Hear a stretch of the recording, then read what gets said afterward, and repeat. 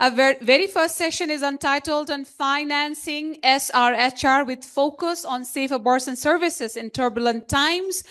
When the terminology financing has entered, there are a lot of things to be talked about on the recent times. This particular session, we have 5 speakers, whereas one of our speakers will be joining us virtually. So let me take this pleasure in inviting and introducing our very first speaker. Has she joined virtually? She is there? Okay. So everybody, let's welcome Shagun Sabarwal, our Asia Program Director, Co-Impact. Shagun is an experienced social, policy and development leader with demonstrated experience building partnerships for achieving the use of evidence in policy and supporting programs for gender equality. She has led a portfolio of projects to support governments to scale evidence-based solutions and strengthened implementation systems using monitoring and evaluation, built institutions and teams, and developed and executed strategies for advancing women's leadership in health. Our very first speaker, Shagun Sabarwal, Co-Impact, should be joining us virtually. I think she's already joined us virtually.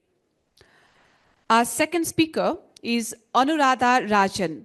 Anuradha has been keenly engaged in ending all forms of discrimination and violence against women and promoting women's empowerment for over 2 decades.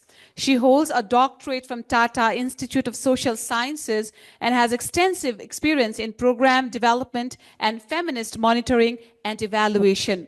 She has worked with the Mahila Samakya program and was the first country director in India of the International Center for Research on Women. Let's invite Anuradha Rajan on stage as our second speaker.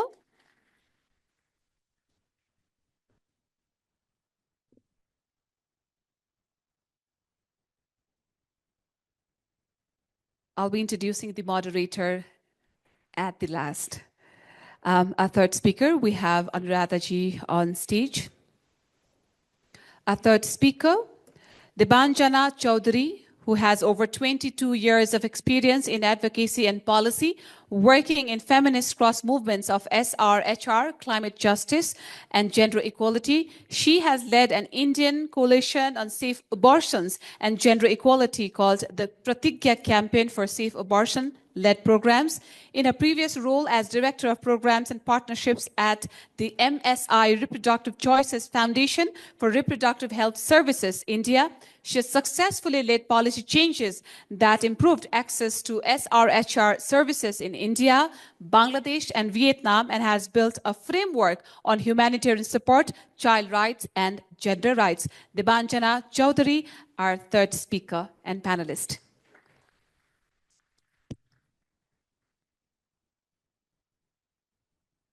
Let me invite our fourth speaker on stage, Gordon Oching. Gordon is a dedicated and passionate advocate for sexual and reproductive health and rights, driven by the belief that no woman should lose her life during childbirth. He works relentlessly to influence policies and advocate for practices that protects and promotes women's health and rights. With over 15 years of experience in the field, he currently serves as a program manager for SRHR advocacy, where he leads initiatives focused on advancing and safeguarding progressive SRHR policies. His extensive experience spans a wide range of projects aimed at empowering women and youth to make informed decisions about sexual and reproductive health. He holds a master's degree in community development, which further enhances his ability to create impactful, community-driven solutions. Mr. Gordon, a very fourth speaker on the stage.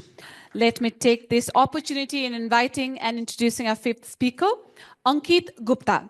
Ankit Gupta is the manager movement-led approach of global partnerships at Global Fund for Women.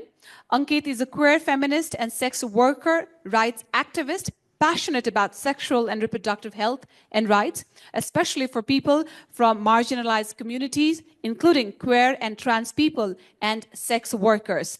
Ankit serves on the International Steering Committee of RAID Umbrella Fund and the advisory group to the Guttmacher Lancet Commission on Sexual and Reproductive Health and Rights. Previously, they were a member of Youth Coalition for Sexual and Reproductive Rights and served on the board of directors of Sex Workers Outreach Project USA. Let's welcome Ankit Gupta. Moving on, I'd now like to invite a moderator for the very session. The session will be moderated by Sai Jyotirmal Racherla, Deputy Executive Director of Arrow. Sai is the Deputy Executive Director at the Asian Pacific Research and Research Center for Women, Arrow. She has been working in the area of gender equality, nutrition, maternal health, and sexual and reproductive health and rights, research, monitoring, and advocacy for more than 25 years. Sai is currently actively engaged in facilitating the youth movement building for the sustainable development and sexual and reproductive health and rights information and services, and is action-related health system strengthening of SRHRJ. A moderator, Sai, everybody. Thank you.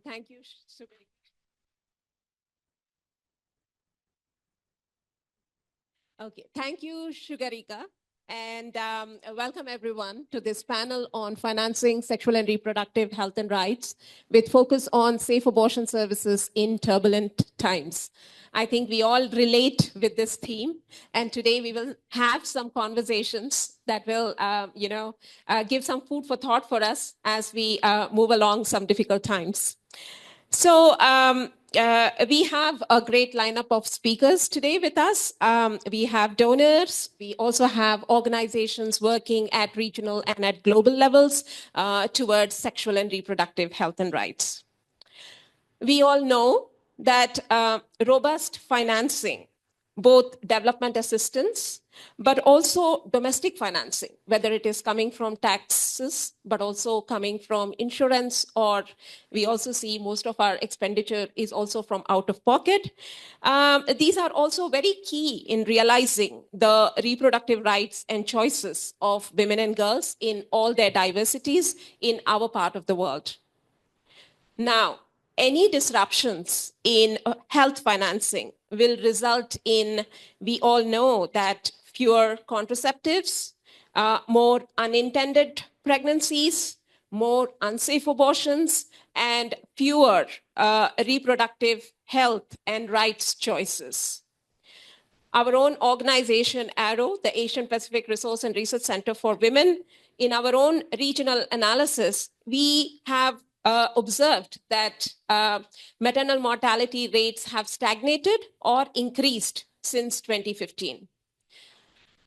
And despite all the progress that is being done, there are many issues that we need to work towards, and health financing being one of the key component, especially as we move forward in the next few years. So my first question is to Dr. Shagun Sabarwal, and she is from Co-Impact, a global philanthropic collaborative who is joining us online.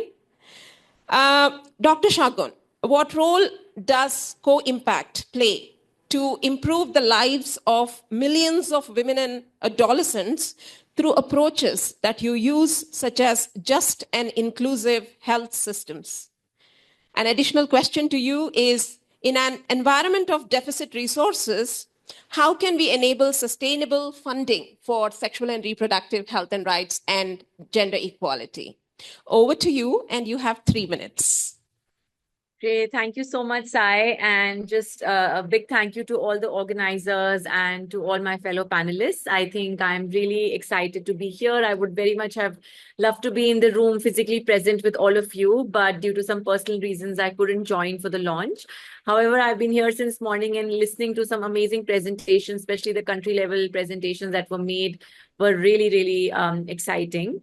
Since I have less time, I'll jump right into your questions, Sai, and just also to give a bit more introduction to Co-Impact. So We are a global philanthropic collaborative fund focused on driving systems change for gender equality and health equity, not through fragmented interventions, but by investing in locally rooted organizations that lead to transformation within public systems.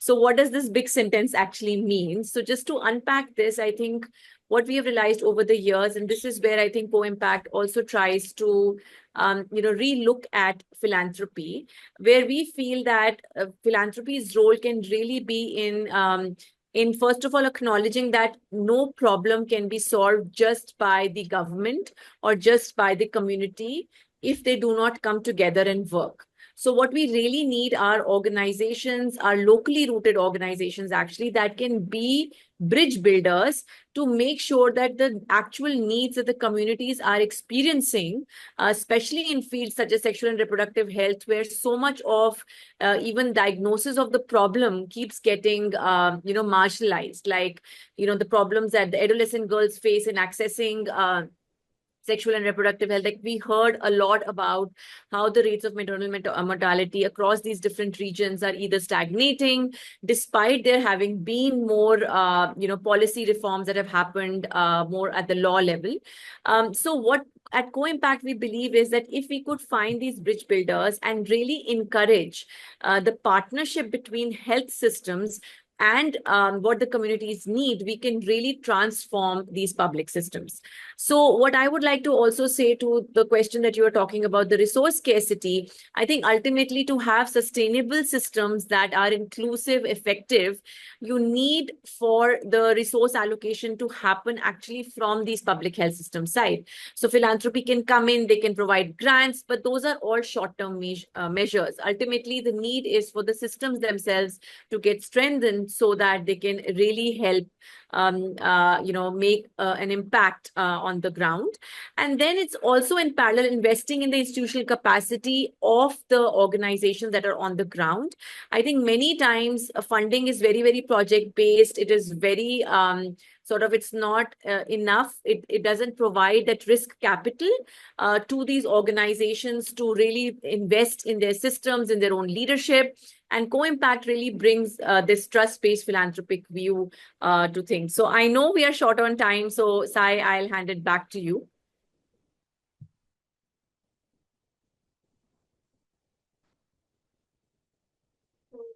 Thank you, Dr. Shagun, and especially the pointing out in terms of multi-stakeholder partnerships between government, CSOs, and all the stakeholders, I think being that as critical, but also talking about resource allocation where the need is and trying to be strategic around that.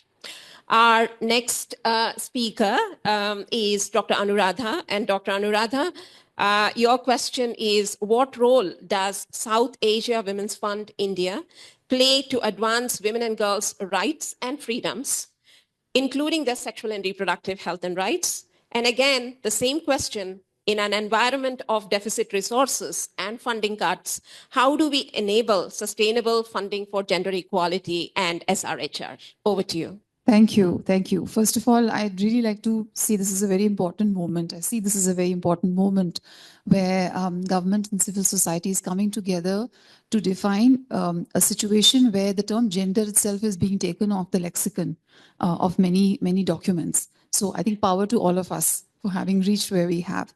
In response to your question, firstly, I'd like to say that while there seems to be a sense, yes, there is deficit funding or funding is scarce, I like to believe that actually funding is available, that we should operate from a mind space of abundance and not scarcity. And I'll come to why I say that.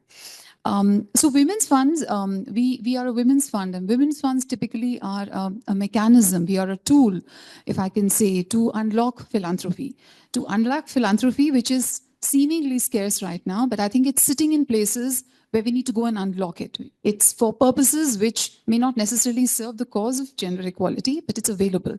And I know that in several regions of the world, the number of millionaires, billionaires are growing, and so there is philanthropy available. It's about how you craft or look at strategies to actually unlock that philanthropy. So I do believe there is abundance available. We just have to learn how to figure out ways to unlock it.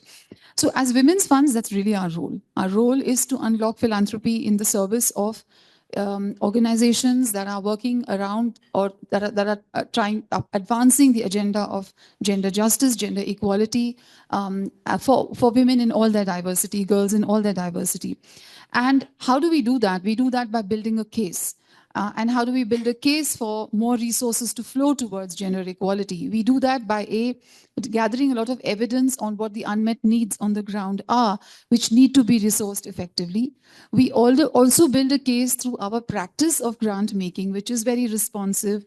We do grant making from the domestic philanthropy that we are able to unlock and direct the funds in a way that is flowing to needs that are felt by very small grassroots organizations that don't typically have access to long-term or multi-year or core funding. And B, also being very intentional in ensuring that the grant making is directed to women-led and gender non-binary led organizations, organizations led by women in all their diversity from communities that are very marginalized. Because when you strengthen those organizations, you are of course strengthening also the communities that they serve. So for us, that's a very important way in which agendas around where funds should go, how they should be structured, who should get consulted in defining those funding agendas has to flow from communities. And typically, there are large organizations which already have access to funding, but there's also a huge plethora of smaller women's rights organizations that are on the margins, that are normally outside donor radars. And so it's important to bring light to them also. So some of the models that we very consciously have found have been very effective in resourcing this kind of work have been, for example, fellowships that are supporting innovative ideas led by women, led by women in all their diversity, led by trans people from Dalit, Adivasi, minority communities, because they best understand those communities and what their needs are. And they are nimble forms of funding, consortium-based models, I think, which allow for a lot of accompaniment support to be provided to organizations. And finally, I just want to say that I think given this particular Kaleidoscope initiative, which is on providing safe abortion services come with a cluster of many, many social, I think, norms, stereotypes, gender-based constraints. And so when one is talking about improving access to abortion services, it's the cluster of social and cultural issues which also would get addressed. And so it's a very important, and I think it opens the gates for many other things to happen alongside, which is how we look at resourcing and financing for gender equality, to say that it cannot be siloed to one issue, education or health, or because any woman in distress or a woman from a marginalized background experiences issues in a cluster. It's never in a silo. And so the need for more flexible, comprehensive, long-term, multi-year funding is really essential to bring about sustainable change. So yeah, I think I've stuck to my time. We have overshot, sorry. Thank you, Anuradha. And around the mind space of abundance, thinking innovatively, thinking creatively, but also harnessing domestic philanthropy. I think that's important, and women-led leadership is something that you have emphasized. Our next question is to our consortium partners, WGNRR and Mama Network. And our question to both of you is, what role do organizations like WGNRR and Mama Network, what do you play to advance sexual and reproductive health and rights, of course, with particular attention to comprehensive abortion care? And why is your work important, and how is it different from the national level work? Maybe first Debanjana, followed by Gordon. Thank you so much, Sai. To share a little bit about what WGNRR is, we are a Women's Global Network for Reproductive Rights, and we work with our partners and allies in the Global South. We work to ensure that every individual has access to SRHR services, irrespective of their backgrounds, irrespective of their socioeconomic status. It is important that we work on issues that create momentum for leadership roles amongst the youth. It creates leadership roles for feminist organizations and grassroots organizations. WGNRR in its essence co-creates, co-designs all its actions. And to your question, Sai, on how it is different, we work with our network and we work with our partners. So it basically means that all that we work on is informed by them, it is co-created by them. So any program, any advocacy piece, any campaign, any product that, any implementation that happens, it happens collectively. Collective action is the core principle on which this feminist organization works on. On the Kaleidoscope initiative, our focus country for WGNRR is Benin, and we saw the support from the government that we have in order to reduce MMR and increase improved access to dignified and quality safe abortion services. We are working with our partners, COJUS and CNGOB in Benin. And in Benin, we are going to have multiple approaches. We will have a set of other coalition members who would join in, whom we are terming as Benin Coalition, in order to take a collective action and collective decision and work together to improve the access to SACPAC services over there. Lastly, on the Kaleidoscope initiative, it's a multi-stakeholder, stakeholder approach, multi-sectoral approach, and capacity building at levels that are absolutely with a bottoms-up approach at a local level, at a county level, national, regional, and global is something that WGNRR is focusing on. Thank you. Thank you so much. And for us as a Mama Network, just as the name says, we are grounded on mobilizing activists around medical abortion. This is a network that has a membership of grassroots activists and feminist groups within Sub-Saharan Africa, with a total membership currently of about 54 organizations in 22 countries, both in Francophone and Anglophone. One of the things that as Mama Network, we root ourselves or our work around is ensuring that women are able to access medical self-managed abortion or medical abortion, and especially without the restrictions of law. We all understand that in our context, there are a lot of restrictions that are pertaining to either what the penal code says or what the constitution says and had been shared initially. But again, we try as much as possible to ensure that accessibility of abortion care is provided for when it is needed and when it is required in a very realistic and timely manner. One of the things that we also do is we work towards providing evidence-based, stigma-free information to women and communities in areas that we work, like as mentioned within the Sub-Saharan Africa, and especially in the context that I had mentioned initially.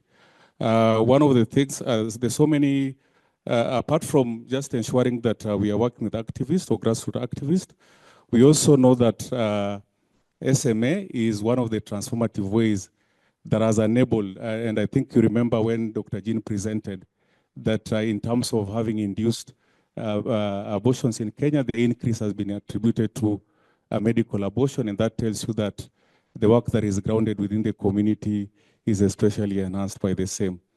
So lastly, one of the things to mention, some of the key areas of our work is around providing information or bringing information to communities and women, also to enhance and ensure that we are providing pills in the hands of women to be able to have safe abortion or comprehensive safe abortion in relation to self-managed abortion.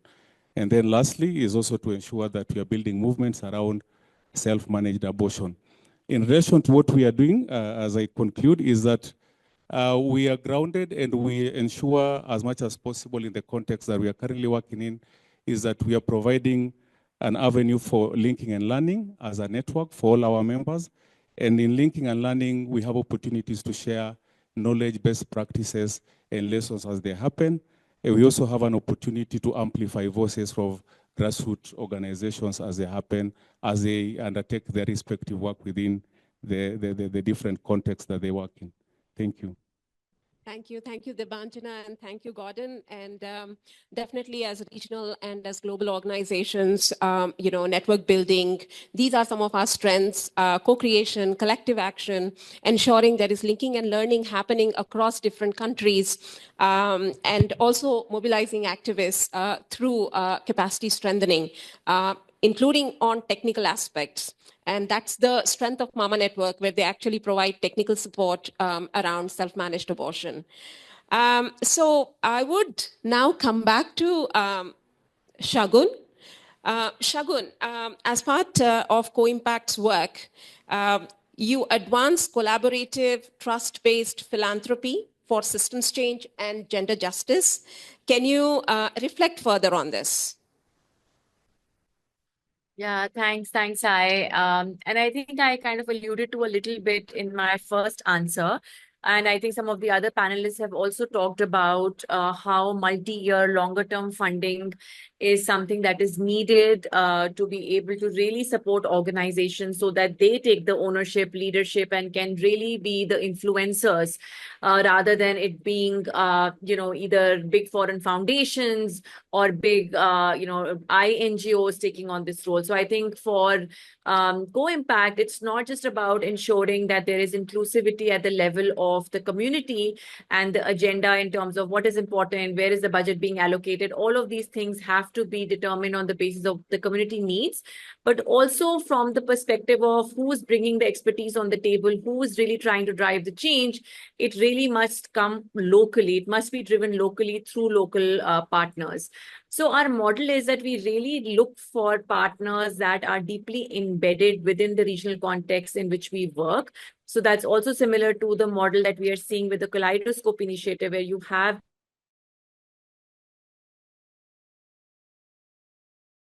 you're also working in a multi-tier way to also look at and identify organizations that are deeply rooted and have that local contextual knowledge and understanding.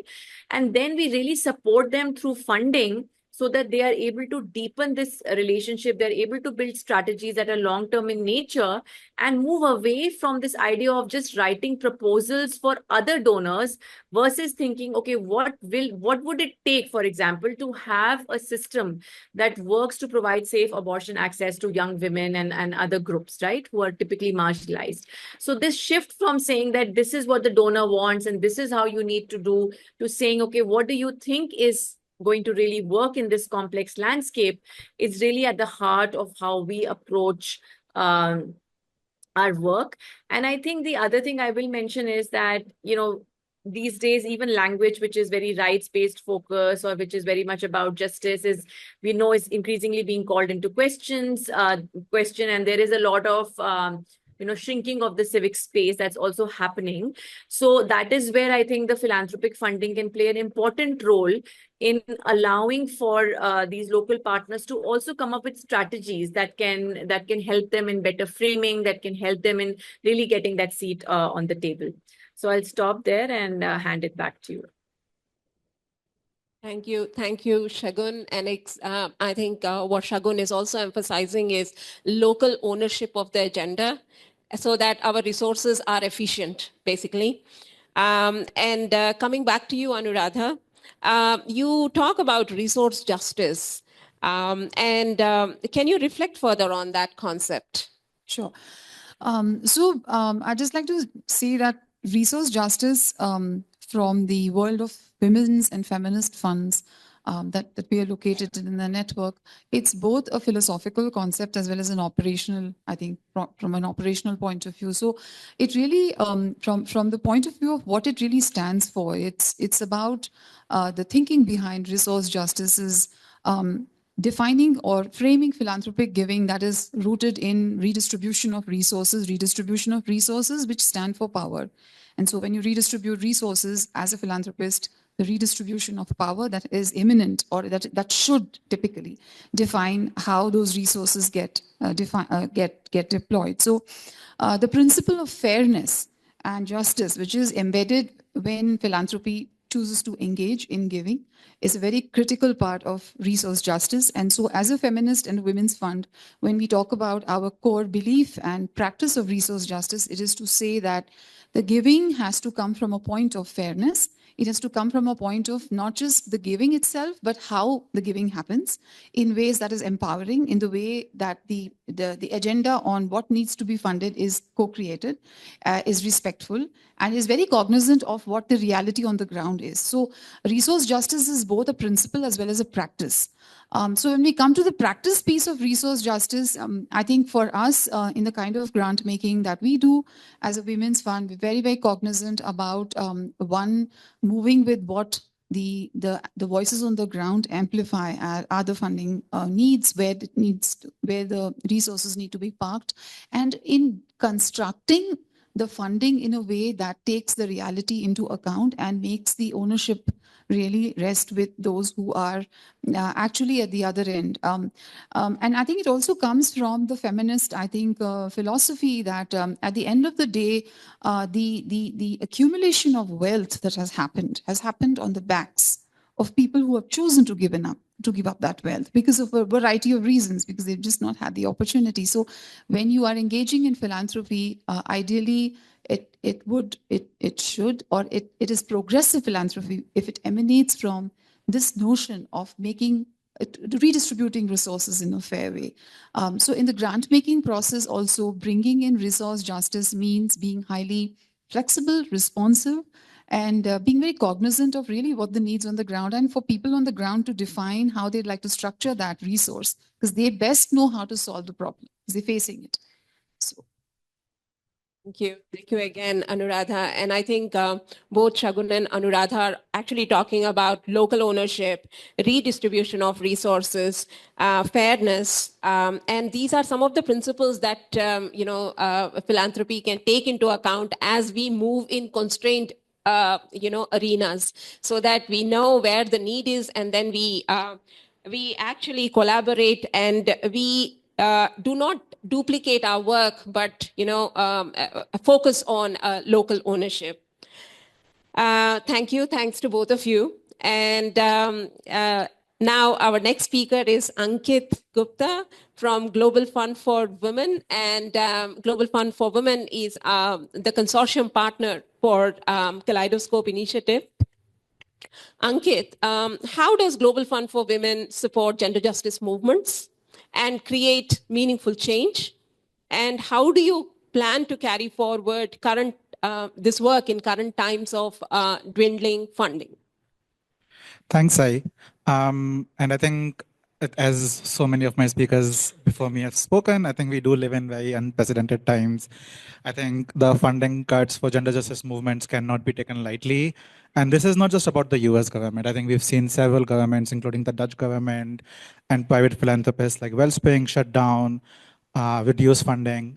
And this has real world consequences, not just for abortion care, definitely for abortion care, but also for comprehensive SRHR care. I think the impact we are seeing with the loss of PEPFAR on people living with HIV and for prevention of HIV and HIV care is going to be quite scary and massive. And so I think the question remains, what are we doing at Global Fund for Women? I'll try answering this in 3 parts.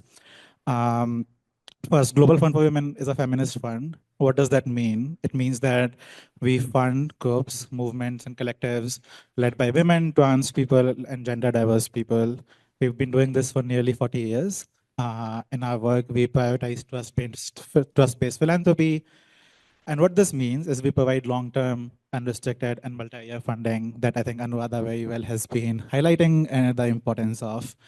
Unlike traditional funders and government funders, a lot of other funders, we provide long-term unrestricted grants and we provide flexible support. So movements and groups and collectives can set their own priorities, whether that means mobilizing communities, strengthening networks, or responding to so many crises coming up every day.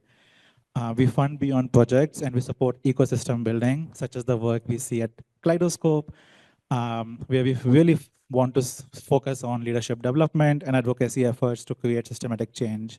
So what does that look like? So for example, with our work with domestic workers in India, we have been funding We've had sustained funding for several years now to several groups, unions, and organizations of domestic workers. And we now see really important wins, including inclusion of domestic workers in Minimum Wage Act and more leadership of domestic workers themselves in the movement, which has historically not included them and has been led by activists with no experiences of domestic work themselves.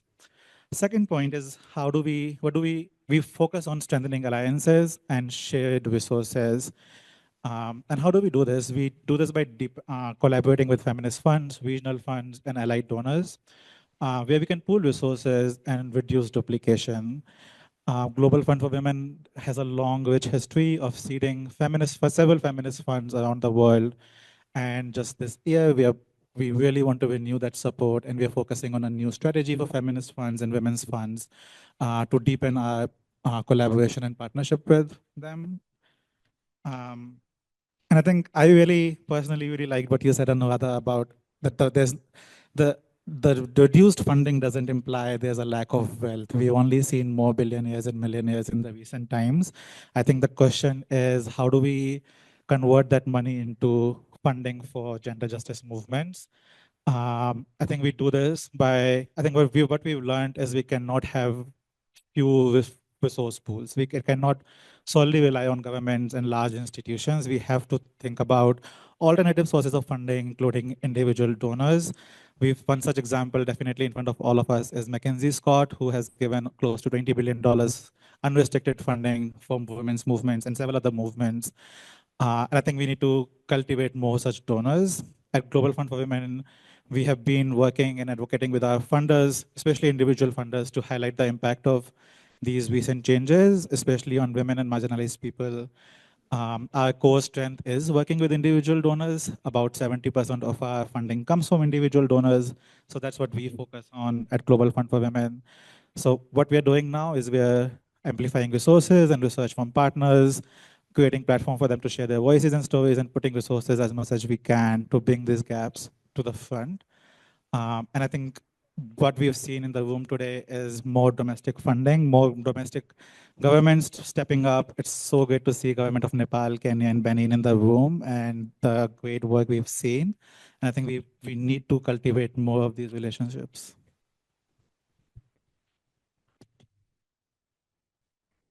Okay. And I think the term of ecosystem building, ecosystem that is founded on feminist values, redistribution of resources, trust-based philanthropy, local ownership, collective action. I think these are some of those keywords that are coming out of this conversation. As Kaleidoscope, our work would be philanthropic influencing to ensure that resources do come to advance women and girls' sexual and reproductive health and rights. We will be resourcing safe abortion organizations as part of our work. We know it is difficult, but this is the work we have taken up, and this is what we will be doing through collective action. So on that note, we will close this rapid fire panel. This is what I'm told. This is a rapid fire panel. And thanks to all the speakers, and thank you, Shagun, for joining us online.